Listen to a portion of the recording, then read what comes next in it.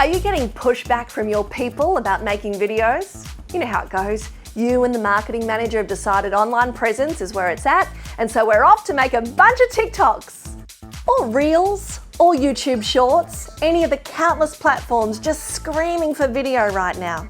And you're like, we'll just get all the staff members to make one video each week, and we'll have years worth of content to stick on the internet. How's that working out for you? Your instinct is right. No one talks about what you do as well as your people do. But when you stick a camera in their face or ask them to do it themselves, all kinds of thoughts come to the surface. Why would anyone want to hear from me? Am I saying the right thing? Do I look like an idiot right now? I've even heard of a staff member who wanted to leave her job because the boss wanted them to make a video. It's that serious.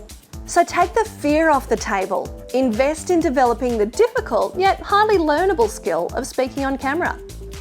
As a working TV presenter and experienced small business owner, I know how it feels. I speak the same language as your people, and inside my Confidence on Camera workshops, we'll give them a safe environment to try new things and finally start making content that will grow your brand.